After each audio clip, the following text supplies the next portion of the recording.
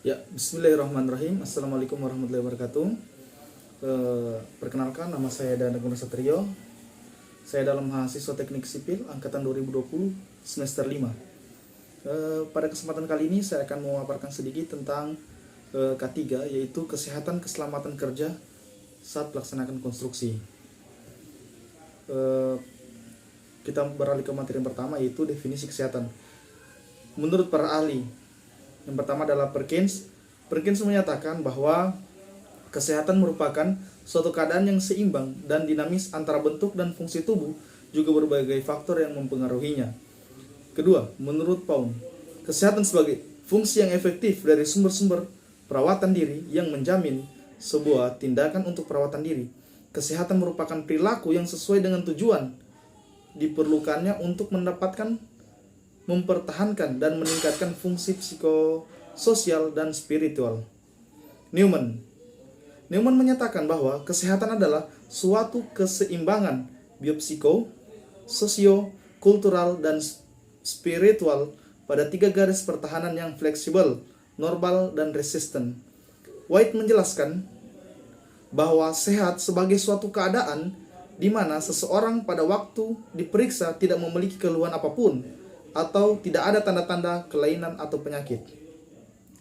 Menurut Undang-Undang Nomor 23 Tahun 1992, kesehatan merupakan keadaan sejahtera dari badan, jiwa, dan sosial yang memungkinkan setiap orang untuk hidup produktif secara sosial dan ekonomis. Sedangkan menurut Majelis Ulama Indonesia, kesehatan merupakan ketahanan jasmani, rohani, dan sosial yang dimiliki oleh manusia sebagai karunia dari Allah Subhanahu wa taala yang wajib disyukuri dengan cara mengamalkan segala ajarannya.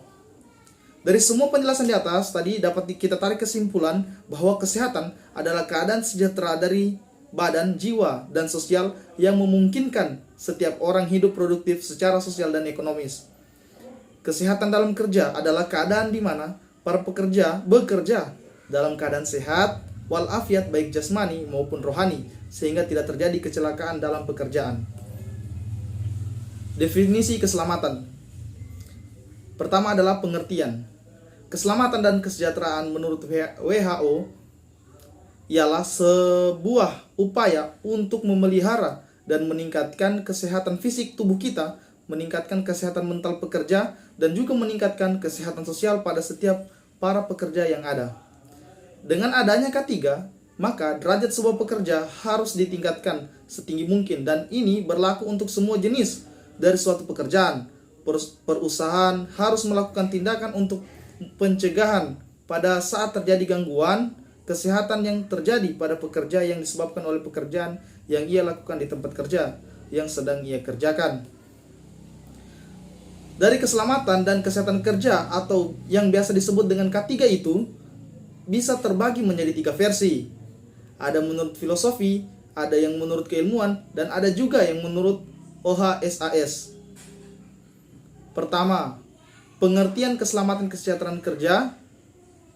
Pengertian keselamatan kesehatan kerja menurut filosofi. K3 atau keselamatan dan kesehatan kerja merupakan suatu pemikiran untuk menjamin keutuhan atau kesehatan bagi jasmani maupun rohani para tenaga kerja dan semua orang atau warga di setiap negara, khususnya Indonesia. Pengertian keselamatan dan kesehatan kerja menurut ilmuwan, K3 atau keselamatan dan kesehatan kerja merupakan semua yang ada pada ilmu dan penerapan untuk mencegah terjadinya suatu kejadian seperti kecelakaan, penyakit yang terjadi akibat kejadian di tempat kerja, kebakaran, pencemaran lingkungan, dan lain sebagainya yang menyangkut kejadian di tempat kerja. Pengertian keselamatan kerja dan kesehatan kerja menurut OHSAS 18001 pada tahun 2007. K3 atau keselamatan dan kesehatan kerja merupakan sebuah kondisi dan faktor yang berdampak pada keselamatan dan kesehatan para ketenaga kerjaan maupun orang lain yang menyangkut atau yang berada di sekitar lingkungan pekerjaan tersebut. Dari ketiga versi dari semua pengertian atau definisi keselamatan dan kesehatan kerja atau yang biasa disebut dengan K3 yang ada di atas ini, semuanya adalah pengertian yang secara umum yang seringkali digunakan daripada pengertian lain. Kata keselamatan itu berasal dari bahasa Inggris safety yang selalu dikaitkan atau dihubungkan dengan terbebasnya atau selamat dari sebuah kecelakaan. Dari kata keselamatan itu sendiri berarti bebas dari kecelakaan. Sedang kata bekerja diambil dari bahasa Inggris yaitu work, yang maksudnya adalah kegiatan yang dilakukan oleh seseorang yang mendapatkan hasil. Dari pemilihan suku kata di atas ini dapat disimpulkan bahwa keselamatan kerja itu merupakan suatu ilmu yang mempelajari metode yang bisa menjamin agar pekerja yang ada itu terbebas dari kecelakaan pada saat mereka sedang melakukan sebuah proyek atau pekerjaan. Ciri dari keselamatan kerja itu mempunyai potensi yang dapat membantu mengurangi atau bahkan mencegah gangguan atau cacat pada saat proses terjadi dan kerusakan alat. Kesehatan kerja itu juga bisa dijabarkan seperti keselamatan kerja yang sudah dijelaskan sebelumnya. Kesehatan diambil dari kata bahasa Inggris yang bermaksud atau bermakna tidak hanya terbebasnya dari sebuah kecelakaan atau penyakit, tetapi sehat di sini mempunyai makna sehat yang dilihat dari fisik atau secara fisik, mental, dan juga sehat pada sosial.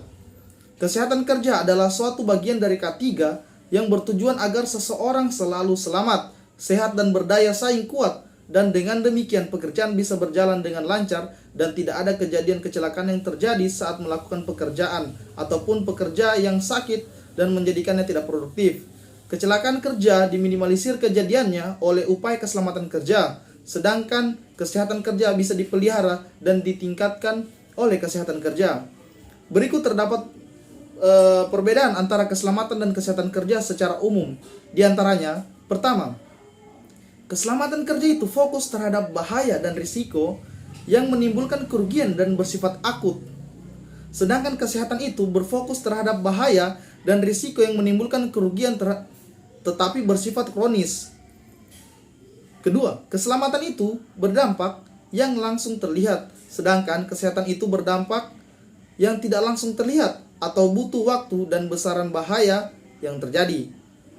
Ketiga, keselamatan itu bisa kita hindari seperti dari suatu kebakaran, kecelakaan, cedera, sedangkan kesehatan itu bisa diantisipasi agar tidak terkena penyakit yang diakibatkan oleh kecelakaan saat bekerja.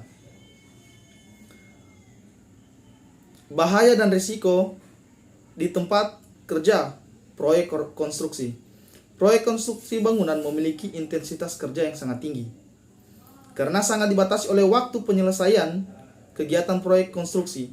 Di dalam suatu kegiatan proyek konstruksi diperlukan berbagai disiplin ilmu dan multi-craft.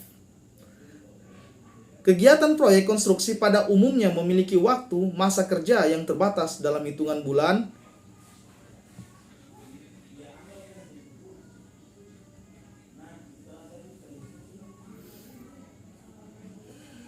atau beberapa tahun saja, terkecuali proyek-proyek konstruksi besar yang kadang-kadang memakan waktu belasan tahun. Peralatan kerja yang beragam dari alat perkakas kerja, tangan sampai berteknologi tinggi, serta pembangunan alat-alat berat, peralatan material, dan tenaga kerja memiliki mobilitas yang tinggi. Jenis-jenis bahaya pada saat pekerjaan konstruksi adalah yang pertama, physical hazard atau faktor yang berpengaruh terhadap daya tahan tubuh, berupa kekeringan, suhu, cahaya, getaran, radiasi. Pada gambar ini kita bisa lihat ya teman-teman, dimana pada saat pekerjaan konstruksi itu cahaya matahari sangat terik, sehingga seseorang itu biasa kulitnya mudah terbakar, makanya kita menggunakan alat-alat safety. Kemudian adalah chemical hazard atau faktor kimia yang dapat berupa bentuk padat, cair, dan gas. Kemudian electrical hazard atau bahaya sengatan listrik, kebakaran karena listrik karena banyaknya instalasi listrik yang bersifat sementara dan kadang-kadang tidak terkendali. Kemudian mechanical hazard atau bahaya kecelakaan yang diakibatkan oleh peralatan kerja tangan atau tangan mesin atau pesawat sampai kepada alat berat. Kemudian adalah physiological hazard atau yang berkaitan dengan aspek kerja, pekerjaan yang monoton yang membuat kejenuhan, lokasi tempat kerja yang sangat terpencil sehingga membuat kebosanan dan lain-lain. Kemudian ada biological hazard yang disebabkan oleh serangga, bakteri, virus, parasit dan lain-lain. Oke, sampai mungkin cukup sekian apa yang bisa saya paparkan. Lebih dan kurang mohon dimaafkan. Bila ada salah kata itu dari saya sendiri dan benarnya dari Tuhan.